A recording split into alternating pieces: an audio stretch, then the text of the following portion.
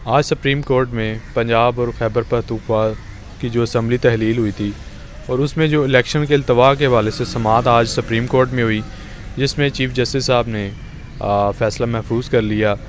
इस बात के ऊपर, इस फ़ैसले के ऊपर बात करने के लिए आज हमारे साथ मौजूद है हसन सुबू गिलानी साहब। मेरा नाम असद अली और आप हमारा चैनल देख रहे हैं फर्स्ट डिजिटल पाकिस्तान। अस्सलाम वालेकुम सर। जी वालेकुम अस्सलाम। सर कैसे हैं आप? ठीक है जी भाई, मैं तो ठीक हूँ, अल्लाह का शुक्र है। बात जी। यह है कि मुल्क के हालात जो हैं, आज तो जो आखिर में आके जो हम देखते रहे, जो हमें पता लगा, कुछ थोड़े से जो हुकूमत वाले हैं उनके कह लीजिए कि हवा कुछ निकली हुई महसूस हुई है सुप्रीम कोर्ट में। आज उसी तरह जो चीफ़ जस्टिस साहब ने तारीख़ दी हुई थी, एक दिन के वक्फे के बाद, वीकेंड के बाद आज पीर को शुरू हुई।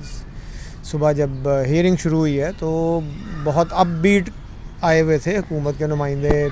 उसमें नाइक साहब थे पीपल्स पार्टी की तरफ से, और हाँ जी, फ़ारूक नाइक साहब, और इधर से आपके जो मिनिस्टर साहब थे, और जो वो क्या हुकूमत के अटॉर्नी जनरल थे। तो चीफ़ जस्टिस ने तो सुबह ही उनको लताड़ना शुरू कर दिया कि भाई आपने तो अखबारात में जो कुछ छपा हुआ है उसके मुताबिक तो आप तो इस बेंच को ही नहीं मान रहे, तो अब आप किस लिए पार्टी बनने आए हैं? अच्छा, हाँ, पहचाना उन्होंने तो मैं कहता हूँ आज दिल खुश कर दिया उन्होंने सुबह सवेरे ही। अच्छा, कि उन्होंने जिस तरीके से उनको ट्रीट किया, फिर उन जो काउंटर उनके आर्गूमेंट्स होते रहे हैं, वो उन्होंने वो 4-7 पे भी उन्होंने कहा जी कि बेंच तो 9 का था, आप 4 और 3 पे लेके बैठे हुए 7 का। आपने बात करनी है तो पूरे बेंच की करें। अच्छा। आप बीच में से 2 को निकाल के आप अपनी मर्जी के फैसले करना चाहते हैं, आप क्या चाह रहे हैं इसमें? अच्छा। उन्होंने बहुत सारी बड़ी अच्छी बातें उन्होंने चीफ़ जस्टिस साहब ने की हैं, जिससे अंदाज़ा तो यही हुआ कि चीफ़ जस्टिस साहब जो हैं वो वाकई चीफ़ जस्टिस हैं, बड़े एग्रेसिव नज़र आए हैं। उसके बाद फिर जब आगे चली है, हियरिंग चलती रही, उन्होंने फिर मुख्तलिफ सवालात किए उनसे। उसमें उन्होंने जो सिक्योरिटी के हवाले से जो बात कर रहे थे, हाँ, सेक्रेटरी दिफा के साथ बड़ी अच्छी लंबी चौड़ी उनकी बातचीत हुई है। देखिए, बात यह है, ये बदनीयती पर एक कह लीजिए कि मबनी इनका जो हुकूमत का इस वक्त काम है, जो फेल है, वो सिर्फ ये है कि इलेक्शन एक दफ़ा पोस्टपोन हो जाएंगे तो फिर आप यकीन जानिए, मैं इसको, मेरा जो ख़दशा है, अगर एक दफ़ा इलेक्शंस पोस्टपोन हो गए तो ये 2 साल से पहले इलेक्शन होते मुझे नज़र नहीं आते। पुराने साल में तो 11 साल थे जो डिले हुआ। यार देखिए, वो जो डिले हुआ था ना, वो एक गैर आइनी इक़दाम किया था, और वो एक आमिर और एक, यानी आप उसमें थोड़े से सख्त अल्फाज इस्तेमाल करें तो एक आइन पे शब खून मारा गया, मुल्क के ऊपर एक आपके हमला हो गया, जिसके बाद आइन मुअत्तल कर दिया गया। ये लोग आइन के अंदर रहते हुए, मैं हैरान होता हूँ कि हमारी ये हुकूमत, ये लोग क्या हैं जो आइन के अंदर रहते हुए आइन को पामाल कर रहे हैं। अच्छा जी। आइन में एक बहुत वाज़ेह बात लिखी हुई है कि 90 दिन के अंदर इलेक्शंस होना है। अच्छा। असेंबली टूट गई जैसे भी हुई। अब वो आज वो भी सवाल हुआ कि जी ना वो उसने परवेज़ इलाही ने असेंबली तोड़ी और ना गवर्नर ने तोड़ी, तो किसने तोड़ी? अच्छा। वो भाई देखिए, जब आप अलायंस में होते हैं ना किसी के साथ, तो आपको उसके मुताबिक चलना पड़ता है। आप 3-4-5 पार्टियां जो इकट्ठी हुई हैं, अब यहाँ पे भी देख लीजिए ना कि पीपल्स पार्टी अलहदा से, अकेले से कुछ नहीं कर सकती। उसको जो पीडीएम का अलायंस जिसमें वो हिस्सा है, या हुकूमती इत्तेहाद, वो कहते हैं हम पीडीएम का हिस्सा नहीं है, मान लेते हैं, लेकिन हुकूमत का तो हिस्सा है ना, तो उनको उस तरीके से चलना पड़ेगा जो हुकूमत कहेगी। इसी तरह से यहाँ पे भी है कि भाई जब अलायंस में आप थे, आपने असेंबली, कहते हैं कि उसने भी नहीं तोड़ी, उसने भी नहीं तोड़ी, तो भाई आपने अलायंस में होने के वजह से इमरान खान के कहने पे चलिए तोड़ दी। बात यह है कि या तो आप उसी तरह जिस तरह से पहले हुआ था इमरान खान वाले नेशनल असेंबली के केस में, कि आपने जब उसको रोक दिया था रात के 12 बजे बैठ के असेंबली में, यही वो जज थे ना, यही चीफ जस्टिस थे ना, ये बिल्कुल 100 मोटर नोटिस लिया जी, था जिनको आप उस वक्त तो आप कहते थे जिस तरह आंखों में बैठाने को तैयार थे, उन्होंने कल अदम करार दे दिया था। उन्होंने कहा था कि वोट ऑफ नो कॉन्फिडेंस है, वो आप पहले लें, उसके बाद बात करें, ठीक है। अब आप दूसरी तरफ आप इन्हीं के ऊपर अदम एतमाद कर रहे हैं, इन पे एतमाद करें। यही असेंबली, यही जज हैं, यही चीफ जस्टिस हैं जो आइन के मुताबिक फ़ैसला करेंगे। मुझे एक तरफ तो ये भी उम्मीद है, दूसरी तरफ मेरे दिल में ख़दशा भी है, डर भी है, इसलिए कि यही पाकिस्तानी अदलिया है भाई। अच्छा जी। जिसने नज़रिया ज़रूरत भी ईजाद किया था, जिसने एक फ़र्द वाहिद को आइन में तरमीम करने की इजाज़त भी दी थी मुशर्रफ साहब को।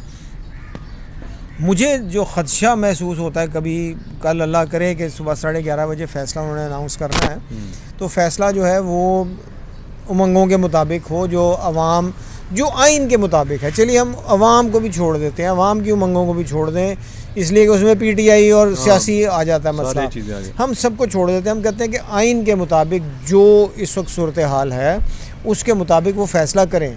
देखिए, जब आपने इलेक्शन कमीशन ने भी मान लिया कि जी ठीक है असेंबलीज डिज़ोल्व हो चुकी, आपने तारीख़ भी दे दी, आपने टाइम भी दे दिया, उसके बाद ऐसा क्या हुआ कि आपको एकदम से ख्याल आ गया कि जी इलेक्शंस नहीं हो सकते।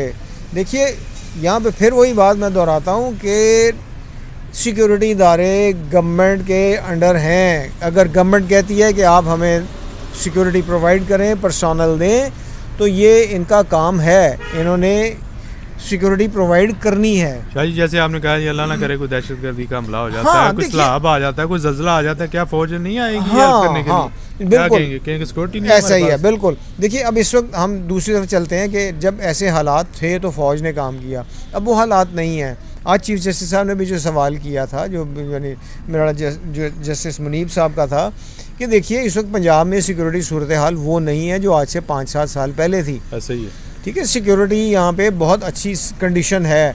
टेररिस्ट अटैक शुरू हो चुके, थोड़ी सी गड़बड़ हुई है, लेकिन हालात ऐसे नहीं हैं कि आप ये एक्सक्यूज़ दे सकें कि इलेक्शंस नहीं हो सकते। दूसरा, मेरी तरफ से मेरा एक आर्ग्यूमेंट है कि क्या अल्लाह ना करे कि फ़ौजियाँ जो है बॉर्डर पे लगी हुई हैं, कुछ ऐसा नहीं है, या उधर से कुछ कुछ जंग वाली सूरत हाल तो नहीं है ना। आप ये कैसे कर सकते हैं? इसी तरह हुकूमत का वजारत ख़जाना कह रही है कि हमारे पास पैसे नहीं है, वो कैसे कर सकते हैं, वो कैसे कह सकते हैं? देखिए, आज ही किसी टीवी चैनल पे ही चल रहा था कि इन्होंने जो डेवलपमेंट फंड्स में कुछ 70 बिलियन एक स्कीम को दिया, कुछ 20-25 बिलियन एक स्कीम को दिया, लैपटॉप वगैरह इस तरह। आप 20 अरब रुपया इलेक्शंस के लिए नहीं, 2 सूबों में नहीं दे सकते। मेरे ख्याल में तो ये जो इनकार करता है, जो सेक्रेटरी है या जो भी है, उनको डिसमिस कर देना चाहिए, बल्कि डिसमिस भी नहीं, उनको बर्खास्त कर देना चाहिए, उनको निकाल देना चाहिए, उनकी सर्विसेज को टर्मिनेट कर देना चाहिए, इसलिए कि इतना बड़ा मामला है मुल्क के लिए और आप ये ऐसी बात कर रहे हैं। वैसे भी शाह जी, एक दिन के लिए तो सिक्योरिटी है, जैसे साहब ने बोला कि एक दिन के लिए सिक्योरिटी, एक दिन के अंदर इलेक्शन होने हैं। बिल्कुल, उन्होंने बिल्कुल एक महीने के लिए, बल्कि उन्होंने जो दूसरा पॉइंट भी रेज किया है, उन्होंने कहा जी कि एयरफोर्स से आप लें, आप नेवी से लें, आप रिटायर्ड जो पर्सोनल हैं उनको बुलाएं। बिल्कुल, देखिए रिजर्व फोर्स में तो उन्होंने भी, सेक्रेटरी दिफा ने कहा ना कि जो रिजर्व फोर्स में हमारे पास जो रिटायर्ड फौजी हैं वो होते हैं, तो आप क्यों नहीं उनको बुलाते? अच्छा, ऐसा क्या मसला है, ऐसा क्या है कि आप ये इलेक्शंस नहीं करवाना चाहते? अच्छा, असल बात यह है कि आप बदनीयती पे मबनी आपका ये फ़ैसला है और आप इलेक्शंस नहीं करवाना चाहते, चाहे आपके इकॉनमी ख़त्म हो जाए, तबाह हो जाए। देखिए, अब उस तरफ अगर आते हैं हम, तो आप पैसे मांग रहे हैं, अच्छा, आप डॉलर मांगते हैं कि जी हमें दे दें, लेकिन आप ये नहीं करते कि आप अपनी इंडस्ट्री को बहाल करने की कोशिश करें, कुछ और इस तरफ लेके आएँ कि आपकी इकॉनमी जो है, आपकी एक्सपोर्ट्स जो हैं वो शुरू हो, आपकी इंडस्ट्री शुरू हो। हर बंदा जो है उठता है, इमरान तबाह कर गया, पीटीआई तबाह कर गई, भाई 1 साल होने को आ गया, अप्रैल आ गया, तो भाई आपने इकॉनमी की रिवाइवल के लिए क्या स्टेप्स लिए? कुछ तो खुदा का खौफ करें, आप सिर्फ बातों पे नहीं जाएं। आप कभी चाइना से मांग रहे हैं, आप कभी यूएई चले जाते हैं, कभी सऊदीया चले जाते हैं, तो भाई उन पैसों को लेके आपने वही फिर कर्जा ऊपर चढ़ा रहे हैं ना। आप ऐसा मत करें, आपको चाहिए कि आप कुछ सॉलिड स्टेप, कोई पॉजिटिव स्टेप्स लें। ठीक है शाह जी, आज मैं जब आ रहा था तो कुछ टिकर चल रहे थे कि हुकूमत जो है, सेक्रेटरी दिफा एडिशनल जो खजाना के सेक्रेटरी है, कोई मुतमिन नहीं कर सकी जो बेंच बैठा हुआ था, बिल्कुल बिल्कुल, कोई काबिले मावनत वर्ड उन्होंने यूज़ किया। यही वजह तो है, इसी वजह से तो जो शाम में जो जब अनाउंस हुआ कि जी कल इसका फ़ैसला सुनाया जाएगा, तो जो वर्दी हुकूमत के नुमाइंदे बैठे हुए थे, उनके चेहरे, जो वहाँ पे बैठे हुए सहाफ़ी थे, उन्होंने जो रिपोर्टर्स थे, उन्होंने जो ऑब्ज़र्व किया, उनके मुताबिक कि उनके चेहरे उतरे हुए थे। इसका मतलब ये है कि अल्लाह करे कि मेरा फ़ियर्स जो है, मेरे जो खौफ है वो गलत साबित हो और चीफ़ जस्टिस साहब या ये बेंच जो है ये उसके मुताबिक जो आइन में लिखा हुआ उसके मुताबिक फ़ैसला करें।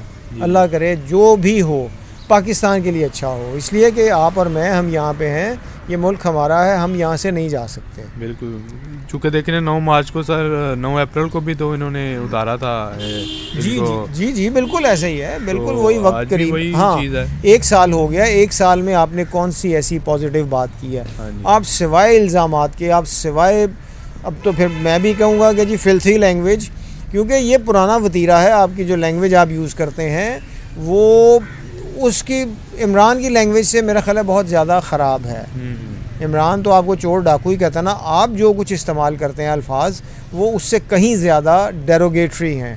ठीक है, अल्लाह से दुआ है अल्लाह पाक हमारे मुल्क पे करम करे भाई, और कल जो फ़ैसला आए वो आइन के मुताबिक हो। ठीक है शाह जी, अल्लाह करे जो कल फैसला आना है, जो भी मामला तो उन्हें पाकिस्तान के लिए हमारे लिए बेहतर हो। आमीन। चलो, thank you very much Shah ji, अस्सलाम वालेकुम। वालेकुम अस्सलाम।